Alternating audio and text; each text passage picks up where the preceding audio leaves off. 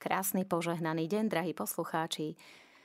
V štúdiu máme Ľubomíra Klieštika, kresťanského podnikateľa a organizátora stretnutí kresťanských podnikateľov na Slovensku. Pochválený bude Ježiš Kristus. Na veky amen.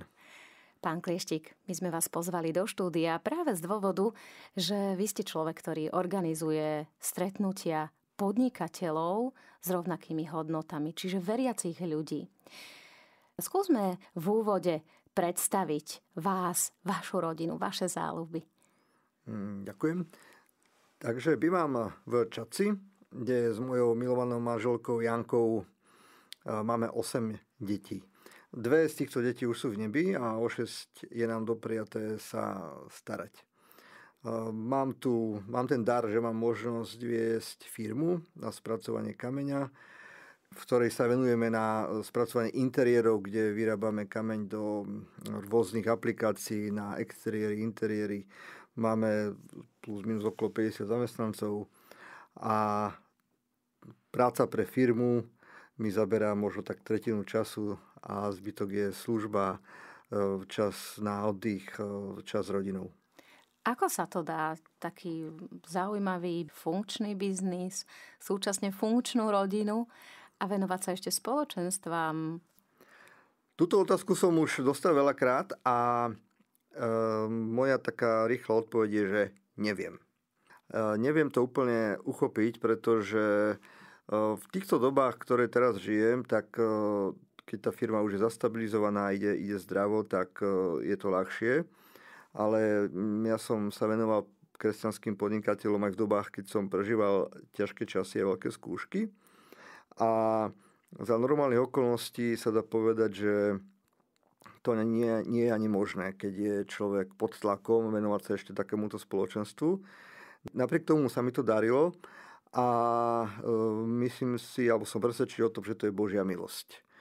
Že Boh si vybral človeka, alebo najskôr teda ho hľadal, ktorý je nejaký slabý, ktorý toho málo vie, ktorý má veľa slabostí a aby sa mohla prejaviť jeho moc, aby sa mohla prejaviť jeho sláva.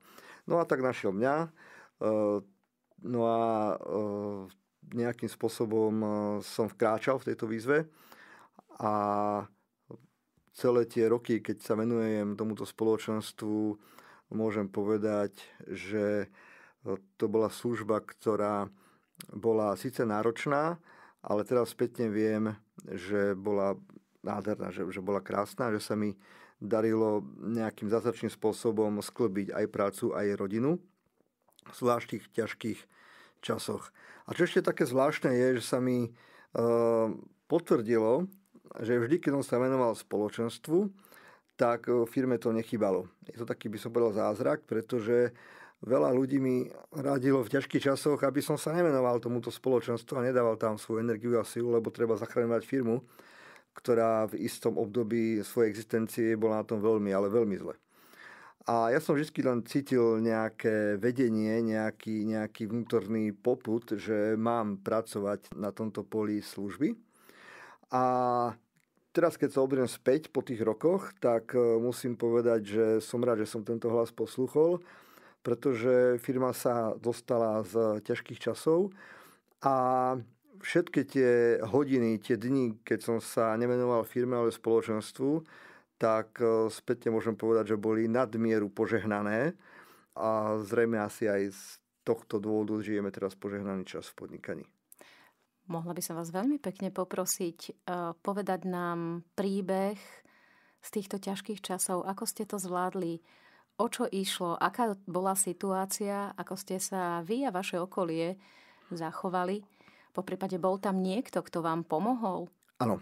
Ja som na začiatku podnikania bol veľmi úspešný podnikateľ, veľmi zakrátko som vygeneroval asi 1 000 000 eur, ale nie zisku, ale dlhu.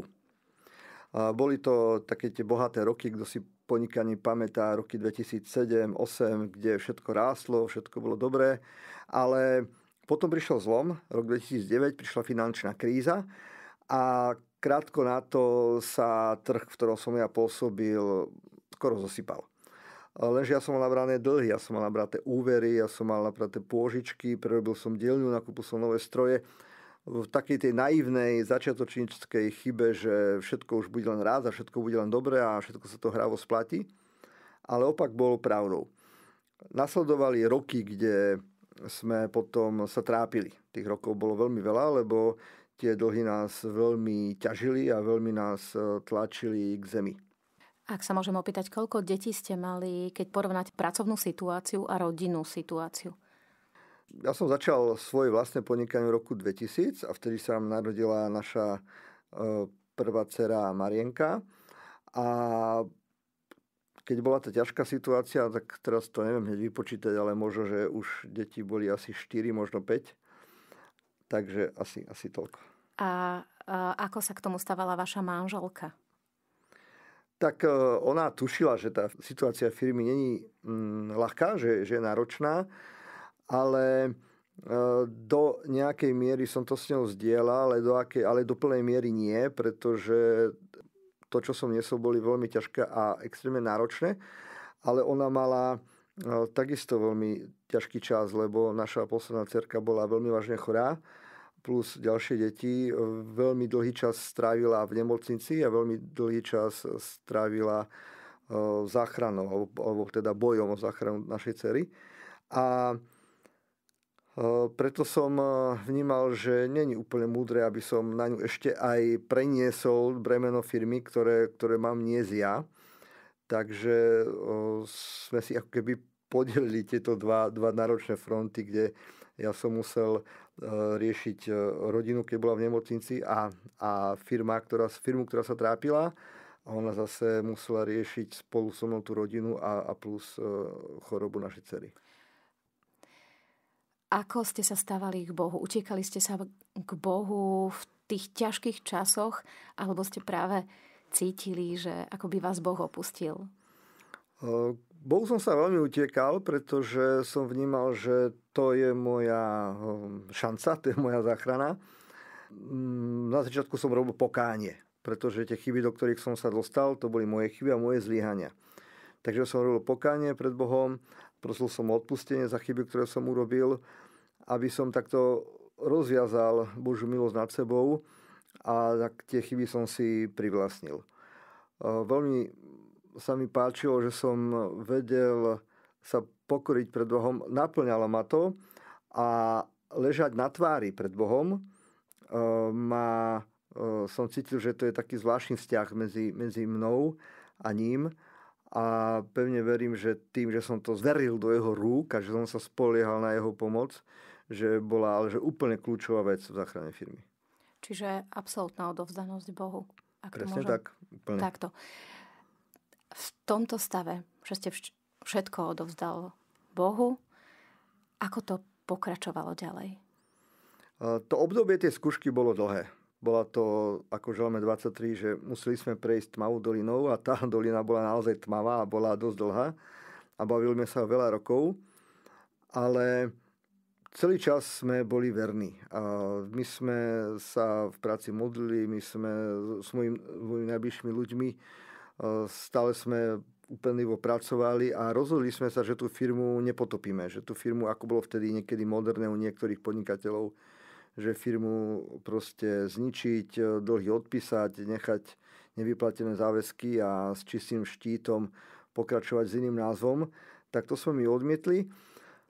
Celé tie roky sme teda bojovali. Tá situácia bola dramatická mnohokrát a veľa rokov, ale bolo to roku 2020, kedy som vnímal po niekoľkých mesiacoch, že zrazu sa niečo zmenilo. Že zrazu sa tá situácia zlepšuje. Najskôr som to nevidel, ale počasie som to zbadal a tá situácia vlastne je až dodnes. Že vlastne tá firma naozaj už funguje zdravo, je úplne odlžená a veľmi dobrým spôsobom je vedená. Je bežnou situáciou spoločnosti alebo reakciou spoločnosti, že keď je človek v núdzi, keď je človek v ťažkej situácii, zostanú pri ňom najlepší priatelia, ale zvyšok posádky ako keby sa roztratí. Zažili ste aj vy takéto kvázi opustenie ľuďmi práve v tejto chvíli ťažkej? Zažil som to. Ja tak aj pozbudzujem mojich podnikateľov, lebo ich sprevádzam a vidím, čo prežívajú, keď majú ťažké časy a im tak hovorím, že počujte, že povedzte mi niečo, čo by som ja nezažil, alebo opíšte mi stav, ktorý prežívate a ja by som ho nepoznal. A zažil som aj toto. Stáva sa to mne a stáva sa aj iným podnikateľom. Viete, keď ste na dne a urobíte veľa chýb a je to naozaj zlé, nájde sa dostatok ľudí, ktorí vám vysvetlia, aký ste hlupák. Ktorí vám vysvetlia, ako ste to všetko robili zle. Sú k tomu len dve veci. Prvá vec je, že častokrát majú pravdu. A druhá vec, že nepotrebujete to od nich dookola počúvať, lebo vy to viete aj sám. Mám som však šťastie na ľudí. Určite je to riaditeľ mojej firmy Braňo Holeščák, ktorý je obdarený darmi, ktoré mne chýbajú a doteraz tú firmu vedie skvele a on je takou pevnou súčasťou toho, že sa podarilo firmu zachrániť. Musím spomenúť môjho blízkeho priateľa Mária Tomášika, lídra spoločenstva Martin Dom, ktorý pri mne stál ako jediný v najťažších chvíľach. Pretože moja manželka bola vtedy častokrát v nemocnici s dcerou a on bol jediný, ktorý mi stále veril. Ktorý mi veril už aj v dobe, keď som si ja sám neveril. Ďalej to je profesor, môj dobrý priateľ Jan Košturiak, kňaz Vládko Maslák. To sú ľudia, ktorí vždy pri mne stali, ktorí ma pozbudzovali, ktorí mi pomáhali, ktorí ma podporili. Ako sa teraz pozeráte na celú tú situáciu?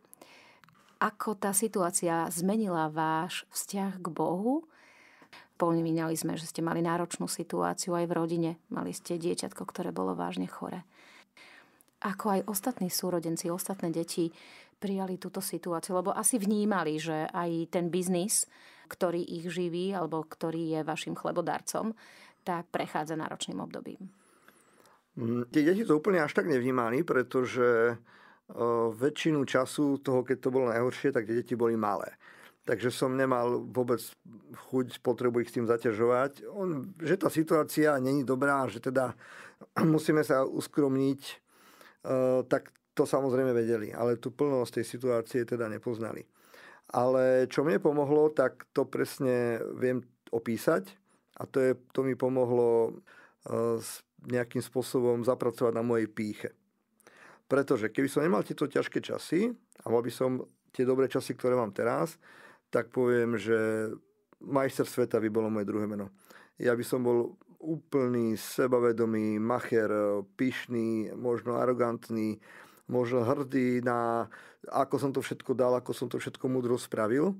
Ale tým, že som si musel prejsť osobným bahnom firmy, ktorú som dovedol na hranicu bankrotu a ktorá proste zomierala, tak toto bola veľmi, ale veľmi dobrá škola pre moju pokoru. A veľmi dobrá škola pre uvedomenie si mojej pýchy, mojej hriešnosti, mojej slabosti. A za to som vďačný. A myslím si, že to bol asi aj Boží plán ma takýmto spôsobom vyučovať, že Boh dopustil, aby som sa do týchto vecí namočil, lebo keby sa mi to nestalo, tak potom by som bol naozaj pyšný. Určite ste sa v rámci svojho biznisu stretli s ľuďmi, ktorí nie sú vašou šálkou kávy. Ako pristupujete k ľuďom, ktorí vám proste nesedia? Alebo, opýtam sa inak, s čím máte v prípade stretnutí s ľuďmi v biznise najväčší problém? Alebo kedy je to pre vás najťažšie, najnáročnejšie? S akým typom ľudí jednať? Všeobecne myslím si, že viem vychádzať s drvivou väčšinou ľudí. Asi aj so všetkými pri tých rokovaniach. Nemám úplný problém s kýmkoľvek rokovať. Ani nerozlišujem, že či ten človek je ateista, alebo je kresťan, alebo verí v niečo iné. V tomto prípade sa snažím pristupovať k týmto ľuďom neutrálne, pokiaľ nie sú kresťania. A ak s niečím by sa dalo povedať, že sa môžeme hovoriť o nejakom probléme, tak taký ťažší typ rokovaní je, keď narazím na človeka, ktorý je veľmi sebavedomý, pyšný a nemá úplne rád ľudí. A pokiaľ ešte je veľmi úspešný, tak v niektorých chvíľach to dáva najavo. Vie dať najavo, že on je OK, ale že vy nie ste OK. A keď na takého natrafím, tak viem, že tieto rokovania sú náročnejšie, ťažšie, musím sa lepšie pripraviť, musím byť stále v strehu, musím veľmi vážiť slova A také rokovanie nie je, že ako také pohodové, priateľské, ale je také skôr náročnejšie. Ale myslím si, že viem sa s tým vysporiadať, musím sa s tým vysporiadať, dá sa s tým pracovať. Ako sa pripravujete na stretnutia s ľuďmi, o ktorých viete, že majú tieto vlastnosti? Častokrát sa zvyknem pred týmto stretnutím pomodliť. Že cestujem v aute a modlím sa za múdrosť Ducha Svätého, alebo za tú situáciu, alebo za to rokovanie, alebo za celý ten priebeh toho, aby Duch Svätý mi dal múdrosť, aby anjel strážny ma strážil a chránil. Keď je to mimoriadne náročné rokovanie, tak sa modlím za to, aby zlý musel opustiť úplne ten priestor, aby anjeli strážni chránili ten priestor, aby som vstúpil do takého predpripraveného prostredia. Takéto rokovania mám ale málo, väčšinou sú to rokovanie postavené na priateľstve, vzťahoch, sú to veľmi príjemný čas, keď s tými ľuďmi už sa stretávam mnohokrát a máme väčšinou veľmi dobrý vzťah a tam to rokovanie je také pohodové. Ja som mala možnosť zažiť jedno stretnutie, ktoré ste organizoval pre slovenských podnikateľov, teda pre časť slovenských podnikateľov. A bolo úžasné vnímať tú atmosféru dôvery, tú atmosféru vzájomného zdieľania, aj takej pokory a spoločnej modlitby k Bohu. Mohli by ste nám porozprávať o tom, ako ste začali s takýmito stretnutiami, prečo, kedy ste pocítili pozvanie k takejto aktivite a viac o stretnutiach podnikateľov, ktoré sú súčasne vzájomnou modlitbou. Prvé pozvanie na stretnutie vlastne úvodné alebo zakladacie som dostal necelými 20 rokmi. A to stretnutie sa odohralo v Dolnom Kubine, kde zopár priateľov pozvalo podnikateľov a my sme sa teda prvýkrát stretli. A bolo to také veľmi príjemné, bolo to niečo nové, získal som tam nové priateľstva a stretávali sme sa asi tak raz mesačne alebo raz za 2 mesiace, trvalo to asi možno 2 roky. A bolo to také veľmi príjemné. Trošku bol aj problém, že priateľ, ktorý toto spoločenstvo viedol, tak on mal veľa práce, bol zaneprázdnený. Ja som sa mu snažil pomáhať v organizovaní tých stretiek, ale bolo vidno, že je to na ňo veľa, že ho to naozaj veľmi zamestnáva. A počasie ten vzťah aj tých stretávaní ako keby trošku tak ochladol, tak veľmi sa pohrával s myšlienkou, že či to spoločenstvo teda aj nezrušíme. A ja som vtedy na spoločenstve prehovoril, že počujte priatelia, nerobme to, my sa musíme stretávať, my sa máme stretávať, lebo my zažívame taký zvláštny život podnikateľa. Totižto, ako sa hovorí, že City hladnému neverí, tak ten, kto nepodniká, tak podnikateľovi ťažko porozumie. Keď vy ako podnikateľ budete opisovať svoje problémy nepodnikateľovi, ako napríklad, že nemáte na výplaty, alebo ako s DPH-čkou, ako s leasingami, ako so splátkami, so zamestnancami, že máte veľa roboty alebo máte málo zákazok, že sa kazia stroje, ako s nájmami, ako s budovami, ako s materiálami. Toto všetko, keď rozoberáte pred človekom, ktorý nepodniká, tak hoc vám bude chcieť aj porozumieť, tak nikdy sa mu to do plnosti nepodarí. Ja ľuďom hovorím, že je to niečo podobné, ako keby ste chceli vy nejakým intimným spôsobom, nie intimným, ale nejakým veľmi osobným spôsobom prehovárať ku kňazom. Najlepšie kňazovi na osobnej rovine porozumie iba brat spolukňaz. Najlepšie podnikateľovi na tej osobnej rovine porozumie iba priateľ, kolega, podnikateľ. A tak im hovorím, že sa musíme z týchto dôvodov stretávať, lebo nám nikto tak neporozumie, ako my si vieme porozumieť, lebo žijeme spoločné alebo podobné životy.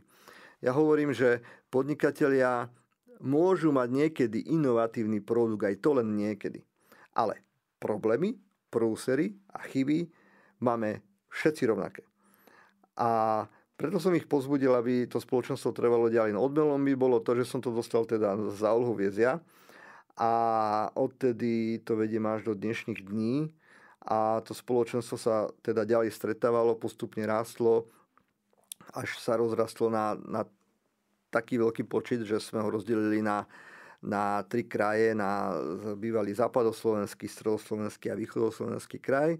Raz mesačne sa stretávame po týchto krajoch, raz mesačne alebo potom ďalší mesiac sa stretávame celé spoločenstvo spolu celoslovenské a to spoločenstvo naďalej rastie a prichádzajú ďalší podnikatelia. Najbližšie sa koná nejaká udalosť? Majú naši posluchači možnosť sa zúčastniť takýchto stretnutí? Áno. Tá udalosť, bude to konferencia pre kresťanských podnikateľov v Kúpeloch Nimnica.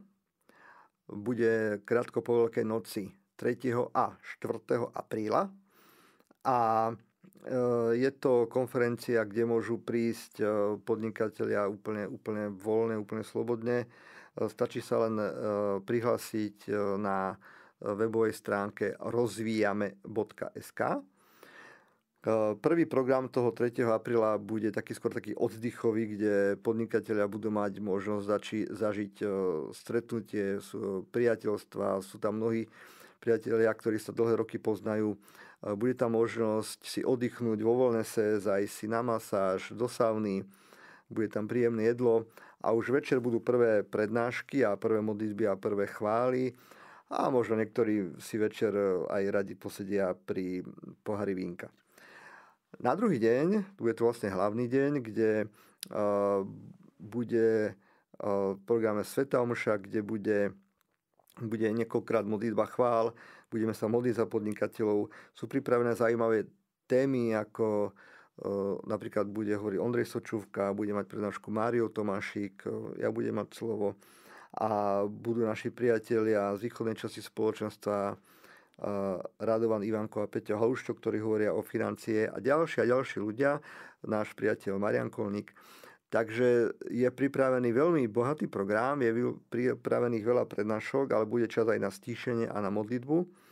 A pevne verím, že tak ako vždy aj tento rok, že podnikatelia sa občerstvia, posilnia, pozbudia a že odídu do svojich rodín a do svojich firiem s novými nápadmi, inšpiráciami a že budú posilnení vo viere.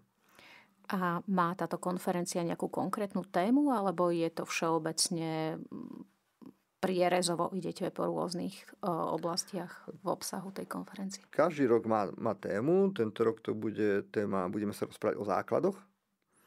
Takže verím, že pôjdeme aj viac na hlbinu a práca na základoch, mnohí to poznáte, čo sme stavali domy, že veľa je tam práce, ale málo je vidieť tej roboty hotovej, ale nakoniec v ťažkých časoch sa tento základ preverí a celá stavba vlastne na ňom stojí. S akými výzvami sa dnes stretávajú kresťanskí podnikatelia a prečo je dôležité, aby sa zúčastňovali vzájomných stretnutí? Uvedomujem si, že podnikateľské prostredie prechádza rôznymi náročnými krízami v tomto období.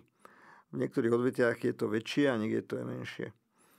Zachytávam u mnohých podnikateľov, že musia porásť v ekonomike, vo financiách.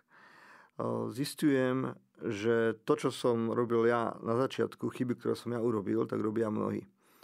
Ja som si myslel, že to je len taká moja špecialita narobiť chyby v ekonomike.